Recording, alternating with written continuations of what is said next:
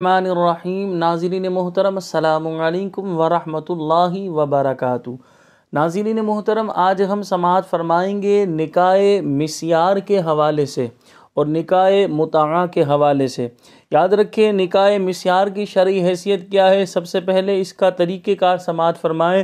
دیکھیں نکاح مسیار میں ہوتا یہ ہے کہ نکاح کیا جاتا ہے اور اس میں جو ہے مرد جو ہے فزیکلی اپنے معاملات حل کرنے کے لیے نکاح کر رہا ہوتا ہے اور عورت جو ہے اپنے تمام حقوق کو معاف کر دیتی ہے، تو گویا کہ عورت اپنی ذات کو ذلت پر پیش کر رہی ہے، تو لہذا یہ نکاح جو مسیار ہوتا ہے اسے فقہا نے منع فرمایا۔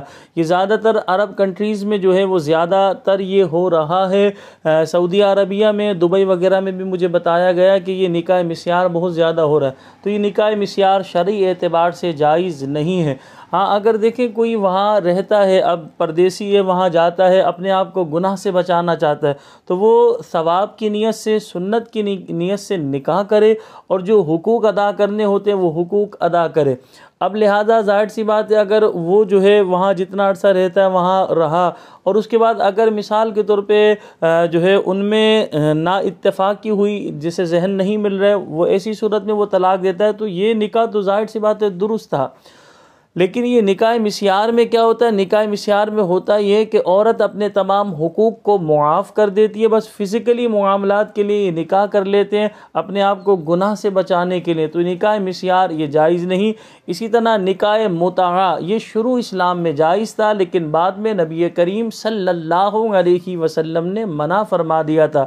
تو نکاح متعہ یہ ہوتا ہے کہ عورت سے جو ہے اس کے مال دیا جاتا ہے اور اس سے کہا جاتا ہے کہ میں اتنے عرصے کے لیے مثلا 1 ماہ یا 1 سال کے لیے تم سے نکاح کرتا ہوں، تو یہ نکاح متعہ بھی جائز نہیں ہے۔ ہاں شروع اسلام میں یہ جائز تھا لیکن بعد میں منع کر دیا گیا۔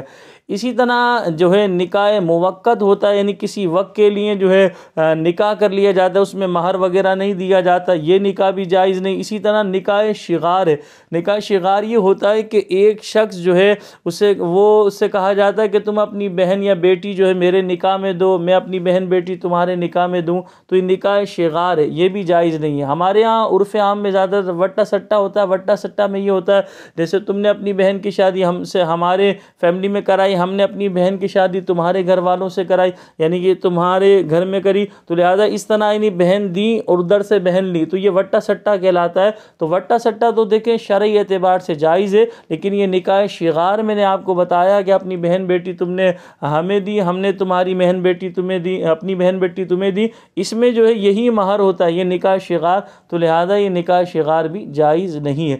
جو شرعی طریقہ ہے نکاح کرنے کا اس طرح نکاح کیا جائے۔ بعض لوگ جو ہے کانٹیکٹ میرج کر لیتے، اس میں کیا ہوتا ہے نکاح شرعی تقاضوں کے مطابق ہوتا نہیں، بس پیپر پر وہ سائن کر دیتے ہیں اور بس یعنی کہ کاغذی اعتبار سے وہ میاں بیوی قرار پا رہے ہوتے ہیں۔ تو کانٹیکٹ میرج سے بھی بچا جائے، نکاح شغار سے، نکاح متعہ سے اور نکاح مسیار سے بھی بچا جائے۔ جو شرعی طریقہ ہے نبی کریم صلی اللہ علیہ وسلم نے بیان فرمایا، اس نکاح کو اپنایا جائے۔ نکاح میں در حقیقت 2 شخصوں کا ظاہر سی بات ملنا ہے اور اس سے نسل انسانی چلنا ہے۔ نکاح کا ایک بنیادی مقصد یہی ہے کہ انسان، نبی کریم صلی اللہ علیہ وسلم نے اسی وجہ سے فرمایا کثرت سے بچے جننے والی سے تم نکاح کرو، کیونکہ کل قیامت والے دن میں اپنی کثرت امت پر جو ہے دیگر امتوں کے مقابلے میں فخر کروں گا۔ تو جہاں نکاح کے بے شمار فضائل بیان کیے گئے یا نکاح کی مقاصد بیان کیے گئے، ان مقاصد میں سے ایک مقصد یہ بھی ہے کہ اس سے اولاد کا سلسلہ ہوتا ہے، امت میں اضافہ ہوتا ہے۔ تو لہذا نبی کریم صلی اللہ علیہ وسلم نے جس طرح نکاح کرنے کے بارے میں ارشاد فرمایا اسی طرح بندہ نکاح کرے، نکاح سنت کی نیت سے کرے، ثواب کی نیت سے کرے، حقوق ادا کرنے کی نیت سے کرے اور حقوق بھی بشری تقاضے کے مطابق ادا کرتا رہے۔ اسی طرح نکاح کرتے ہوئے مہر دینے کی نیت بھی رکھے اور مہر اسے دے اور مہر بھی تے پائے۔ تو لہذا سنت کی نیت سے بندہ نکاح کرے، ثواب کی نیت سے نکاح کرے اور نکاح کر لینے کے بعد جو حقوق مرد پر عائد ہوتے ان تمام حقوق کو ادا کرے۔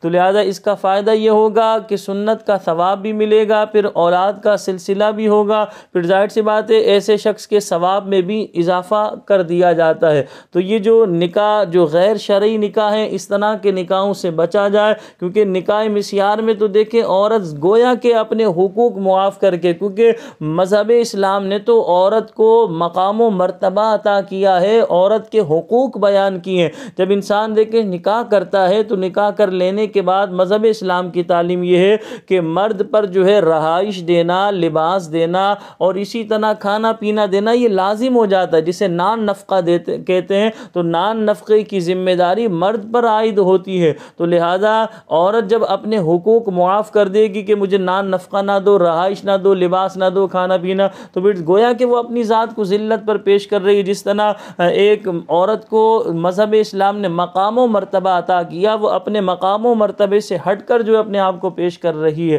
تو نکاح مسیار سے بچا جائے، جو شرعی طریقہ ہے نکاح کرنے کا، اس شرعی طریقے کے مطابق نکاح کیا جائے۔ ہاں میں آپ کو یہاں یہ بتاتا چلوں، مذہب اسلام نے ایک مرد کو 4 نکاح کرنے کی اجازت دی ہے، یعنی 4 بیویاں وہ ایک وقت میں اپنے نکاح میں رکھ سکتا ہے، لیکن یہاں مذہب اسلام نے اس کی کنڈیشن ضرور بیان کی ہے کہ ان کے درمیان عدل کرے، انصاف کرے۔ جو مالی اعتبار سے مضبوط ہے ایسے افراد ہی اس طرح ایک سے زیادہ بیویاں اپنے نکاح میں رکھ سکتے ہیں۔ اگر کوئی شخص مالی اعتبار سے مضبوط نہیں ہے تو مذہب اسلام اس کو دوسرا نکاح کرنے کی نہیں اجازت دیتا ہے، اور آج کل فی زمانہ دیکھا جائے تو ایسا شخص اگر دوسرا نکاح کر لے گا وہ آزمائش میں مبتلا ہوگا۔ ہمارا بھی مشورہ یہی ہے کہ ایسا شخص دوسرا نکاح ہرگز نہ کرے، کیونکہ وہ در حقیقت اپنے آپ کو آزمائش میں مبتلا کرے گا۔ یقیناً آج کی ویڈیو آپ حضرات کو بے حد پسند آئی ہوگی۔ آپ سے گزارش ہے اگر آپ نے ابھی تک ہمارے چینل کو سبسکرائب نہیں کیا تو چینل کو سبسکرائب کر لیجئے، ویڈیو کو لائک شیئر ضرور کیجئے گا۔ آپ سے گزارش ہے ہمیں اپنی دعاؤں میں یاد رکھیے گا۔ میں دعا کرتا ہوں جن گھروں میں جوان بہنیں بیٹیاں اچھے رشتوں کے انتظار میں بیٹھی ہیں، اللہ پاک ایسی بہنوں بیٹیوں کو اچھے اور نیک رشتے عطا فرمائے۔ مجھے اپنی خاص دعاؤں میں یاد رکھیے گا۔ السلام علیکم ورحمۃ اللہ وبرکاتہ۔